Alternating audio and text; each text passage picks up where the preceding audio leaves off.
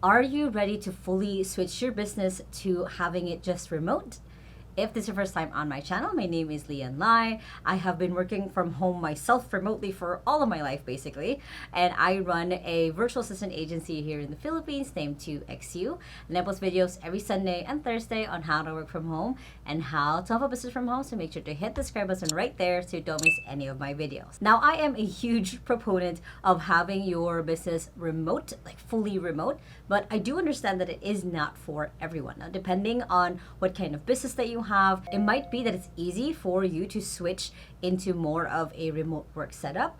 But if this is something that you've been really thinking about, they think it's possible, I want to walk you through what that step-by-step process would look like. So the switch basically is a little bit easier than you might be thinking of. Now, first, I want to go over the pros and cons of having a remote business. And the first pro is, of course, that you can work anywhere, and the same thing goes for your staff, is they do have the flexibility of being able to work from home. Yesterday I spent most of my day working at a cafe, or in the last month I went traveling overseas. I went to Singapore and Malaysia, and I was able to still get a lot of work done. So that's kind of the first usual pro when it comes to the remote business.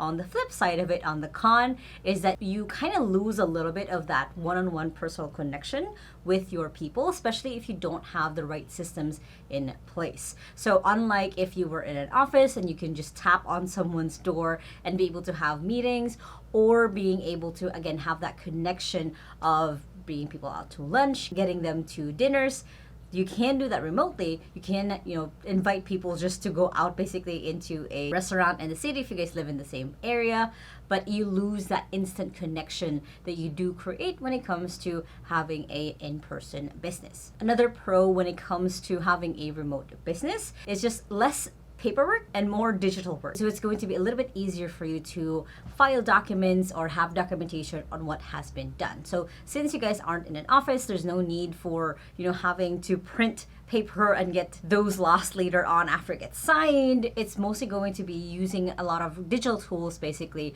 on keeping a lot of your documents in place so they're not as hard to lose versus if you were in an office. There's not really a flip side con to that. It is just mostly that the pro of that is that you do have everything digital. It's easy for you to track where things are at. I guess the only con that I can think of on the flip side for it is that it's going to be a lot of work on just making sure that you're managing the digital files for yourself and for your business. Another pro when it comes to working remotely is, of course, you have reduced costs. You don't have as many overhead expenses as you do if you had, to pay for an office. You're paying for electricity, you're paying for water, you're paying for everyone's food in the pantry, all of that good stuff. You don't have to have that as part of your costs, and you can have it like you basically reuse that expense into, giving your employee bonuses, giving them more care packages, so on and so forth. And of course, you don't have the cost of having to keep the space clean and up to date.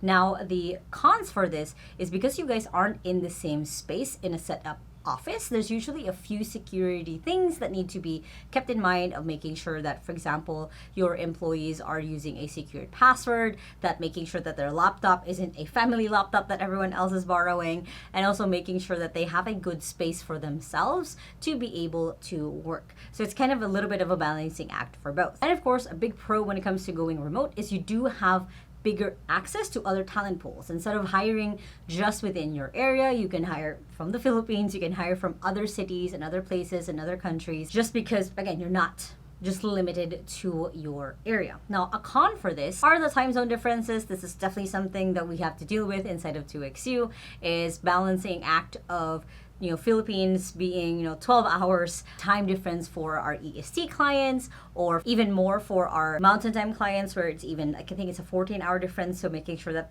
them and their virtual assistants have a time to actually sync and talk. So there is that con of having to, again, balance like when to have meetings with people, when to meet up with them, or how to make sure that everyone is kind of on the right track. Now, as you cover that and you still, I still want to have my business fully remote, the first thing you really want to do is to map out your business operations. Now, what I mean by this is you want to map out, or in a mind map For us, we use tools like Miro or Mindomo or even just Google Draw of walking through and writing out what are the step-by-step processes in the different parts of your business. So for example, how do sales happen in your business? What does the marketing look like? What does the delivery look like? Do you have HR structure? Do you have an accounting or bookkeeping structure? And the importance of mapping this out into a visual aid basically that you can share with the rest of your team is it's going to be easy to slowly start switching those roles into, again, having it be remote. So for example, let's say that for your sales team that they're doing a lot of calls, so that's one of the reasons why you have an office, then you can start looking for the tools basically where you can have the calls be through a virtual phone. It doesn't have to be a physical phone, and giving them that freedom, like, okay, yep, this can be turned into remote. So it's basically mapping it out and assessing at the same time on the different parts of your business if this is something that you can actually switch to just fully remote. There might be a few things where it's a little bit harder for you to switch out of from in-person to remote, but this is kind of why you want to map out your business operations as much as you can. Next is you want to start documentation. As you have this big mind map basically of how the business works, you want to start creating standard operating procedures or processes that can streamline basically how the work is done. Versus if you guys were in person and there was someone over their shoulder who can teach or train someone on how to do a certain process or task, having it be fully remote can be done. You can screen share on Zoom or something, but it's definitely easier if you already have a written out document on how everyone else is expected to follow the process basically, or the system of how to do a certain task or process in the business. Next is you want to check your tools to make sure that you have things prepared. Now, there's going to be a lot of tools, but I always really focus on the main 3 tools. The first one is making sure that you guys have a good project and task manager. Now, for us at 2XU, we use Notion, we've used Trello, we've used Asana. There's a lot of really good tools that you can use for it, but it's making sure that there is a remote way for everyone else in your company to be on the same level on what are the priorities for the week, what needs to get done, what isn't getting done, and there's a visual way where people can just kind of track where they're at and what needs and what are their own priorities. So this is a key thing when you are switching remotely,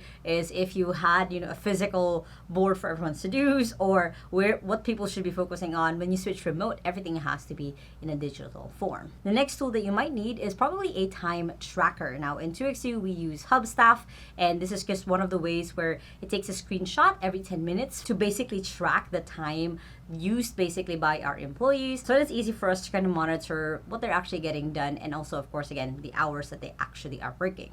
So depending on your business, it might be that you just use Google Sheets for them to log the time or the hours that they're working, or you're using tools like Hubstaff to be able to fully just be able to see glimpses of what it is that they're working on, not just fully micromanaging them just because everything is remote. Next is you want to update employee training. Now this is something that in 2XU we do already have set up, of training up our peeps on how to be able to show up in the best way when doing remote work. So for example, it's making sure, hey, if it's a Zoom meeting, just because you're at home doesn't mean that you only have to show up at the time. Try to be there 5 minutes before in case anything happens. Or things like how to set up their workspace, how to make sure that it is productive for them, and also training of like how to be able to collaborate with people remotely, how to communicate in the best way with their team members. These shifts need to happen because if you've been having an in-person business for a while, it is going to be a culture shift. So having an update on their training is going to be essential. Next is, again, you have to update your security measures. Now, depending again on the kind of business that you have,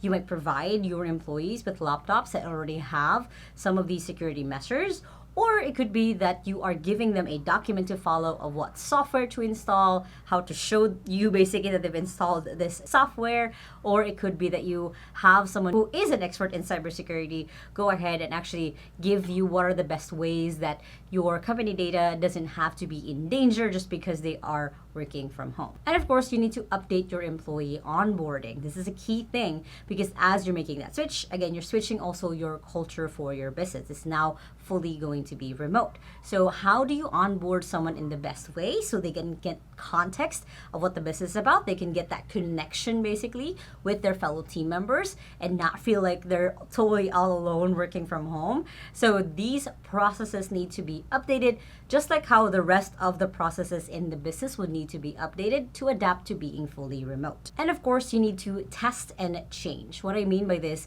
is you're not gonna get it perfect the first round. Like, I have been working from home since I was 15 years old, and I've made so many mistakes when I was doing it myself as a freelancer, and more mistakes when I did it as a business owner. So it is going to be a shift, it is going to be a change. So you have to make sure that, one, you've established that there would be open communication with your team to be able to give you feedback on what can be done better.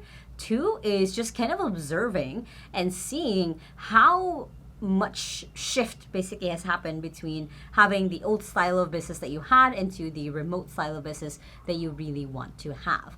And the third thing is just being open for other possibilities. Sort of, for example, in 2XU, we try to make it a point where we meet up once a quarter so everyone feels that connection still, and we still have like Christmas parties. We meet up for like the 2XU anniversary. So we have different things so we've put in place to kind of bring back that connection that people usually crave when they are working from home. Now, again, there's a lot of factors you have to really think about if you do want to switch remotely. But of course, if you're running like a restaurant where you have people there, of course, it's hard to switch remotely unless you're just a delivery service. Or if you have a shop, it might be harder for you to make that switch, but definitely possible for you. So depending on what kind of business that you have, comment it below, because I would love to see or help you out on trying to imagine of what that remote business would look like. And of course, if you guys like this video, make sure to hit the thumbs up button right there.